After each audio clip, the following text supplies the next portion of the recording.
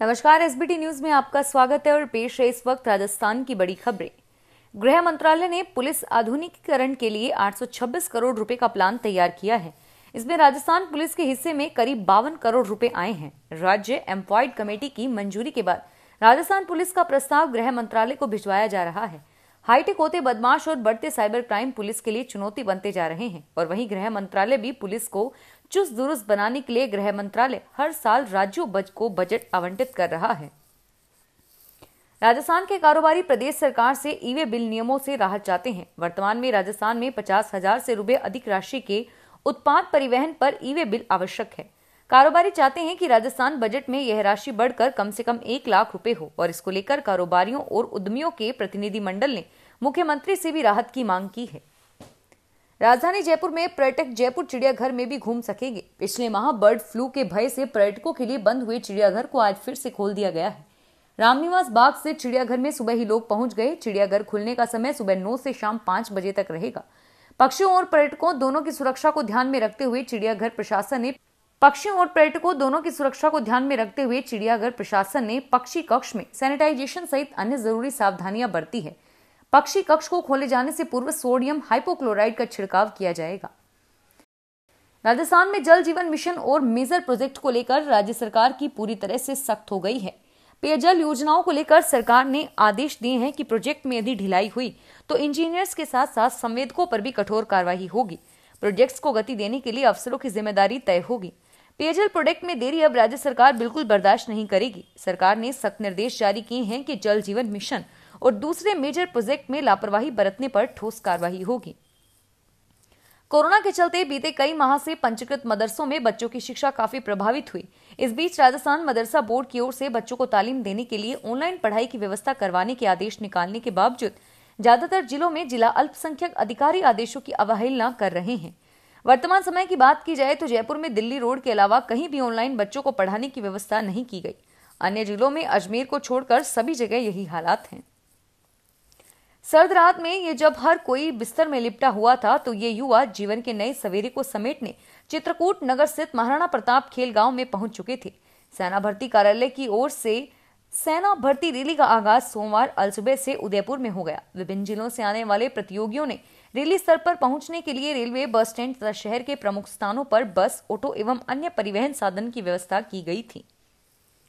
भाजपा और कांग्रेस के सियासी मतभेद मिट जाएं तो शेखावटी पर्यटन नगरी बन सकती है और यदि दोनों के बीच बात बने तो शेखावटी पर्यटन के नक्शे पर पूरे देश में चमक सकता है।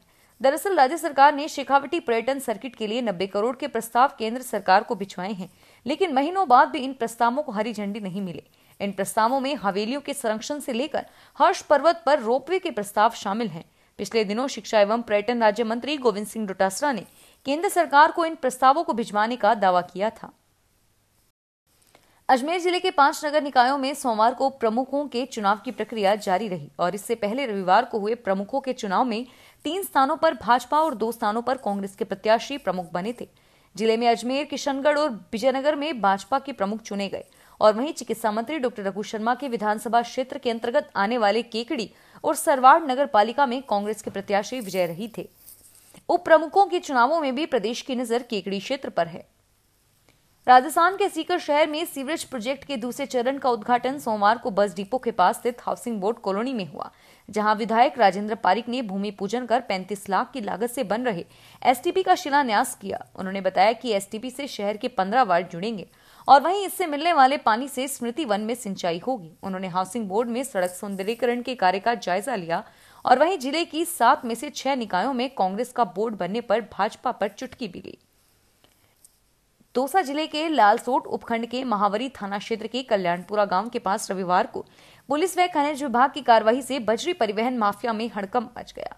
कार्रवाई से बौखलाए बजरी परिवहन से जुड़े लोग रोड पर ही बजरी भरी करीब 3 दर्जन ट्रोलियों को छोड़कर ट्रैक्टर को लेकर खेतों की तारबंदी को तोड़कर भाग छुटे। रविवार अपराह मोरेल नदी से कल्याणपुरा गांव की ओर जाने वाले पुनारे मार्ग पर बजरी भरी दर्जनों ट्रैक्टर ट्रालियां गुजर रही थी। सूचना मिलने पर मौके पर मंडावरी थाना पुलिस व खनिज विभाग की टीम भी मौके पर पहुंची तो बजरी परिवहन माफिया में हड़कंप मच गया। कार या बाइक पर लिफ्ट लेना आम बात है और आपने किसी से भी लिफ्ट ली होगी या फिर किसी को लिफ्ट दी होगी, लेकिन जयपुर के एक लड़के का लिफ्ट का अनुभव इतना कड़वा रहा कि उसे पुलिस के पास जाना पड़ा और बाद में पुलिस ने इस पूरे घटनाक्रम के मुख्य किरदारों यानी कि लिफ्ट देकर अपराध करने वाले बदमाशों की गैंग के मुख्य सरगना को गिरफ्तार कर लिया। जयपुर की विश्वकर्मा थाना पुलिस ने आरोपी से जब पूछताछ की तो उसने राज खोले। विश्वकर्मा पुलिस ने बताया कि लूटपाट और मारपीट करने वाली गैंग के सरगना सत्येंद्र उर्फ सत्तू चौधरी को गिरफ्तार करने के बाद पता चला कि वह यूपी, दिल्ली और राजस्थान में वांटेड था। जयपुर नगर निगम हेरिटेज की पहली साधारण सभा की बैठक कल सुबह 11 बजे मेयर मुनेश गुर्जर की अध्यक्षता में होगी। जयपुर नगर निगम हेरिटेज का 784.60 करोड़ रुपए का बजट पहली बार साधारण सभा में रखा जाएगा। हालांकि ये बजट नगर निगम ग्रेटर से तुलना करें तो यह बजट लगभग 34 करोड़ रुपए कम है। नगर निगम ग्रेटर का पिछले दिनों 821.60 करोड़ का बजट पास किया गया था। थार के रेगिस्तान में सोमवार से भारत और अमेरिकी सेनाओं के बीच संयुक्त युद्धाभ्यास शुरू हो गया। युद्धाभ्यास में सेना के दो समूह आपस में मिलकर बेहतरीन तालमेल के साथ कम से कम समय में दुश्मन पर हमला बोलकर उसे चौंकाने वाली रणनीति का अभ्यास होगा। तेजी से हमला बोल दुश्मन की जमीन पर कब्जा जमाने के लिए अलग अलग तरह की रणनीतियों के तहत युद्धाभ्यास किया जाएगा और साथ ही आतंकी हमलों से निपटने का भी अभ्यास किया जाएगा। सामरिक विशेषज्ञों का कहना है कि देखने में भले ही यह युद्धाभ्यास छोटा हो, लेकिन इसमें किए जाने वाले प्रयोग दोनों देशों की सेनाओं के लिए लंबे अरसे तक कारगर साबित होंगे। राजस्थान के तीनों केंद्रीय मंत्री गजेंद्र सिंह शेखावत, अर्जुन राम मेघवाल और कैलाश चौधरी इन दिनों संगठन की दृष्टि से महत्वपूर्ण भूमिका में हैं। केंद्रीय संगठन से मिली भरोसेमंद जिम्मेदारी पर खरा उतरने की चुनौती के साथ तीनों मंत्रियों की फील्ड पर सक्रियता कुछ ज्यादा ही बढ़ती दिखाई दे रही है। पार्टी की उम्मीदों पर खरे उतरने के साथ ही तीनों मंत्रियों की प्रतिष्ठा भी दांव पर लगी हुई है। केंद्रीय जल शक्ति मंत्रालय की अति महत्वपूर्ण जिम्मेदारी संभालने वाले जोधपुर सांसद गजेंद्र सिंह शेखावत भाजपा के मिशन पश्चिम बंगाल फतेह में अहम भूमिका निभा रहे हैं। महिला से रेप कर वीडियो बनाने का मामला सामने आया है और अब आरोपी इस वीडियो को लगातार वायरल करने की धमकी दे रहा है।